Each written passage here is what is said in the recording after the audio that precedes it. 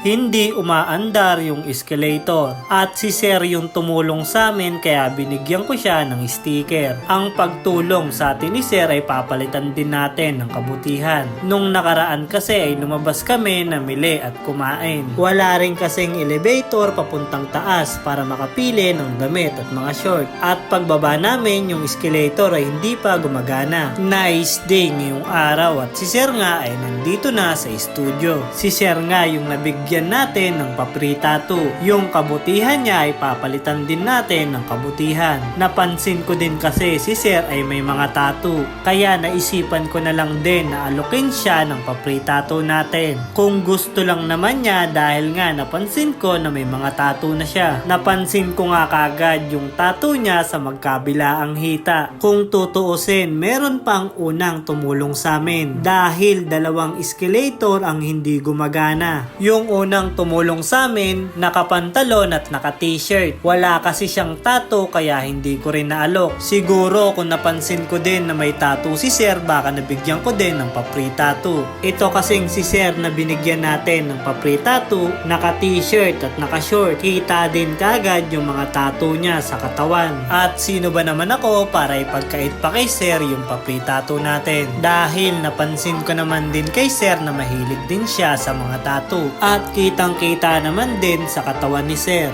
At para din pala sa nag-aabang ng mga pa-free tattoo natin, hintay-hintay lang kung saan natin ulit ilalagay yung sticker. At sa ibang mga palaro pa natin na pwede tayong magbigay ng pa-free tattoo. At para sa mga nag-aabang ng mga pa-free tattoo natin, kahit anong design ay pwede nyo naman na ipatattoo. Minimum size ang pa-free tattoo at kahit saang parte naman ng katawan ay pwede nyong ipalagay. At para naman sa ayaw ng pa-free tattoo at mga naiinip na at atat na gusto na talagang magpatattoo, pwede kayong mag-PM para magawa na rin natin yung design na gusto mong ipatattoo. Alam ko rin naman na marami nang naiinip na gusto na talagang makakuha ng pa-free tattoo natin. At sana nga'y makapunta ako sa lugar nyo para makapag-iwan ng sticker. Kung kagaya mo nga rin si Sir na mahilig sa mga tattoo, pwede kang mag-comment kung saang lugar tayo pwede mag-iwan ng sticker. Para magka-idea kung saang lugar pa ako pwedeng mag-iwan ng sticker para sa pa-free tattoo. Bihira mangyari yung kagaya ng kay Sir dahil hindi na niya kailangan maghanap pa ng sticker dahil binigyan na natin siya. Kaya sa araw-araw, kung kaya, piliin natin na maging mabuting tao. Gaya nga ni Sir sa simpleng bagay na pagtulong, meron siyang reward na hindi niya inaasahan. At eto na rin pala, tapos na rin pala tayo. At ginamitan nga natin yan ng product ng Crazy Tattoo Supply. Sa mga nagtatanong kung saan niya nabibili, ilalagay ko na lang din sa comment section yung link ng shop nila. At eto na nga din yung kinalabasan sa ginawa nating pa-free tattoo kay Sir.